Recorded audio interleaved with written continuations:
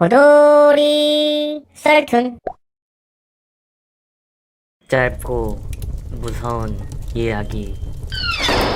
한 개그맨이 자신이 MC를 맡았던 공포 TV 프로그램에서 매년 한 명 이상이 빠져 죽는다는 자살 우물을 취재하러 갔다. 마을 사람들의 만류에도 불구하고 테마사까지 동원하여 산속으로 들어간 촬영팀. 자살 우물에 도착한 촬영팀은 후레쉬를 비추어 자살 우물 안쪽을 살펴보았다. 우물 안쪽에는 엄청나게 많은 손톱 자국과 누군가 밖으로 나오려고 발버둥친 흔적들이 고스란히 남아있었다. 그때 한 감독이 갑자기 개그맨에게 안전장치를 하고 우물 속으로 들어가라고 권했고, 개그맨은 무서운 생각에 이를 거부하며 서로 옥신각신하다가 결국 촬영이 취소되어 버리고 말았다. 시간이 지난 후 개그맨은 오랜만에 방송국에서 만난 감독에게 지난번 자살 우물에 대한 얘기를 하며 그땐 너무했었다고 장난스레 따졌다.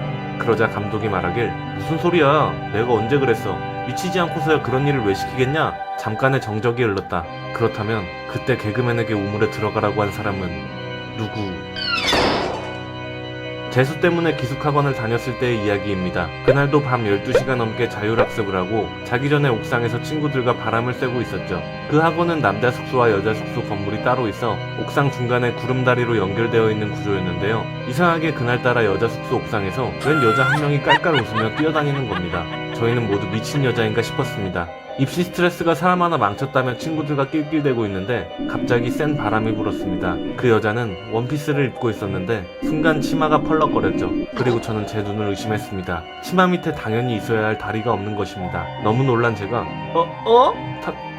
다리가 하며 말하던 순간 친구 하나가 미친 듯이 비명을 지르며 계단을 뛰어내려가기 시작했습니다.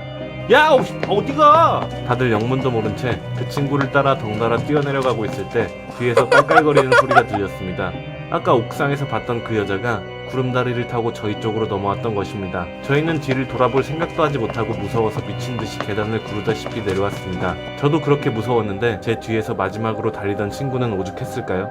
결국 그 친구는 그날로 학원을 그만뒀고 저 역시 얼마 지나지 않아 학원을 나왔습니다. 지금 와서 보면 꾸며낸 이야기다 싶을 정도로 믿을 수 없는 이야기지만 저뿐 아니라 당시 학원을 다니던 아이들도 많이 목격했던 일입니다. 짧고 무서운 이야기. 저는 PC방 야간 아르바이트생입니다. 매일 밤 9시부터 새벽 6시까지 일을 하죠. 보통 새벽 4시쯤 되면 손님이 아무도 없어서 혼자 졸곤 하는데 그날따라 이상한 소음이 들렸습니다. 구석에서 들리는 타자를 치는 소리와 의자 삐그덕거리는 소리. 아직 안 가신 손님이 있나 싶어서 소리난 근처로 가봤는데 아무도 없더군요. 저는 다시 카운터로 돌아와 다시 살짝 눈을 감았습니다. 그런데 그 순간 소리가 들렸습니다. 아주 작은 속삭임 소리가요. 자는가봐. 확실해? 자는 거? 너무 가까이 들리는 소리에 저는 놀라 벌떡 일어나 주변을 살폈습니다. 하지만 PC방엔 역시 아무도 없더군요. 그렇게 다음날 또 혼자 졸고 있으면 이번엔 잘해라, 나만 믿어, 이런 소리가 들리더군요. 매번 놀라 자리에서 일어났지만 그저 소리만 들릴 뿐 저는 어떤 형체도 존재도 확인할 수가 없었습니다. 그래서 저는 그 다음날부터 나름대로 작전을 세워 핸드 녹음기를 틀어놓기로 하였습니다. 그리고 그날도 마찬가지로 여자들의 대화 소리가 들렸죠. 이 사람 말이야, 같지 않아? 뭐? 헛소리 좀 하지마. 있냐? 그렇네. 그렇다면 그때 당시엔 잠결에 제대로 듣지 못했지만 저에겐 녹음기가 있었기에 다음날 아침 저는 일어나자마자 녹음기를 재생시켰습니다. 그리고 그 녹음기엔 다음과 같은 목소리가 저장되어 있었습니다. 이 사람 말이야, 우리 보이는 것 같지 않아?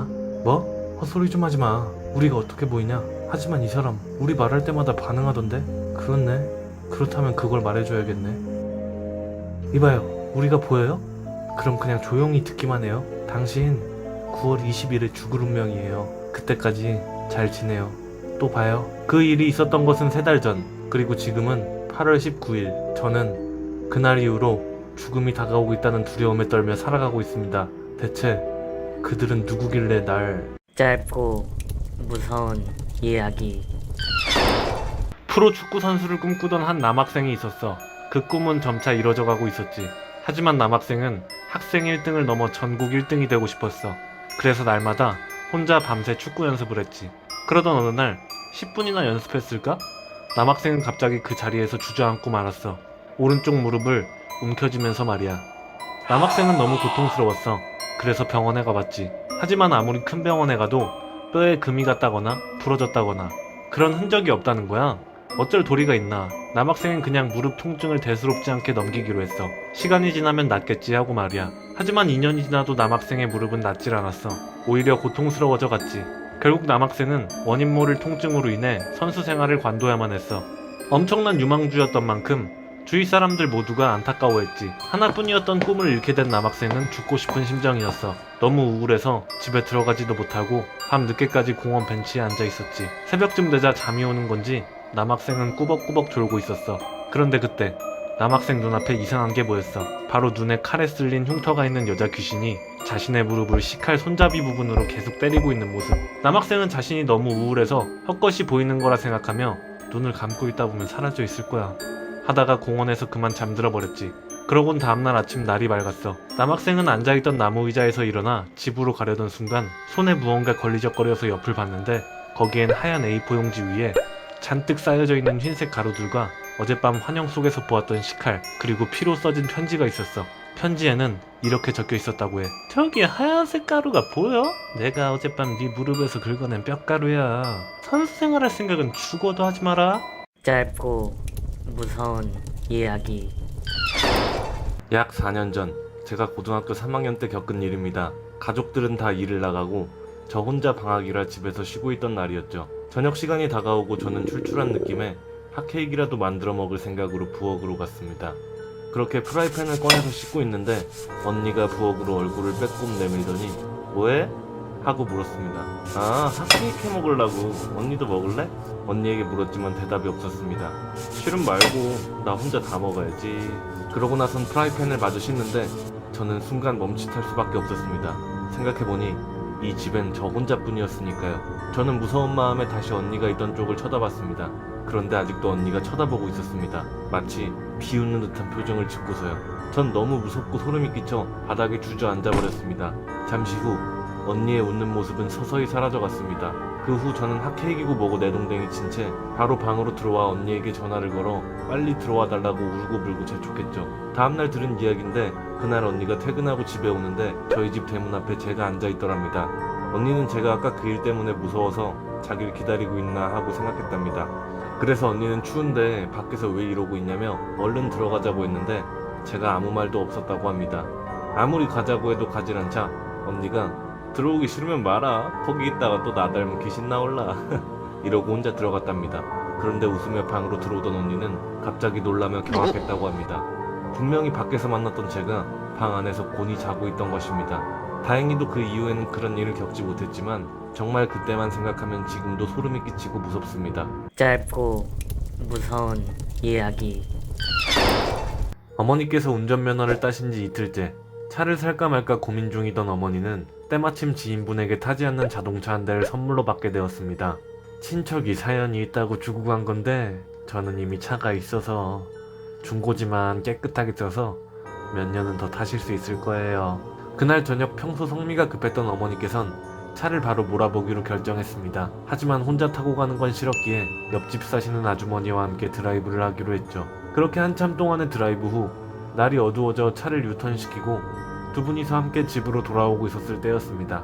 멀쩡하던 차 안이 갑자기 뜨거워졌고 어머니는 환기시키기 위해 창문을 열려고 버튼을 눌렀는데 창문이 열리지 않았다고 합니다. 몇 번이고 눌러보았지만 창문은 열리지 않았고 무언가 이상하다고 느낀 어머니가 브레이크를 밟으셨는데 브레이크조차 들지 않았습니다. 당황한 어머니가 옆집 아주머니에게 차가 이상하다는 말을 하기 위해 조수석으로 고개를 돌렸지만 조수석에는 옆집 아주머니는커녕 아무것도 없었습니다. 분명 창문을 열려 하기 전까지만 해도 이야기를 나누었는데 말입니다. 어머니께선 빨리 차에서 내려야겠다는 생각이 들어 브레이크를 밟았지만 여전히 브레이크는 들지 않았고 당황한 채로 계속 운전을 하고 있는데 조수석에서 왠지 모를 시선이 느껴졌답니다. 그 순간 갑자기 쾅쾅거리는 소리가 들렸고 놀란 어머니가 조수석 쪽을 쳐다보았을 때 어머니는 경악할 수밖에 없었다고 합니다. 휘투성이의 여자가 손바닥으로 창문을 쾅쾅 두들기며 열어줘! 살려줘! 열어줘! 살려줘! 두 마디를 반복해서 말하고 있었으니까요. 여자의 목소리와 두들기는 소리는 점점 더 격해져갔고 이윽고 어머니께서 자신도 모르게 핸들을 꺾어버려 전봇대를 들이박아 잠시 정신을 잃으셨다고 합니다. 다행히도 어머니께선 크게 다치시진 않으셨고 정신이 들었을 때는 방금 전까지 없었던 옆집 아주머니가 조수석에 앉아 계셨다고 합니다. 하지만 옆집 아주머니께서 어머니보다 더 겁에 질린 모습이셨다고 합니다. 온몸을 공포로 잠식당한 채 벌벌 떨고 계셨는데 아주머니의 입에서 나온 이야기는 어머니께서 겪으신 이야기보다 더 오싹한 것이었습니다. 민지 엄마 어디 갔었어요? 방금 당신 온데간데 없이 운전대 혼자만 움직이더니 갑자기 브레이크와 창문 손잡이가 미친듯이 움직였어요. 그리고 피투성이의 여자가 창문 밖에서 계속 나를 보고 살려달라고. 그렇습니다. 어머니께선 옆집 아주머니가 사라진 것과 귀신을 체험했다면 옆집 아주머니는 어머니께서 사라지고 귀신을 체험했던 것이죠. 결국 어머니는 그 차를 폐차하셨고 그 후로 두 분은 한동안 정신과 치료를 받으셨다고 합니다.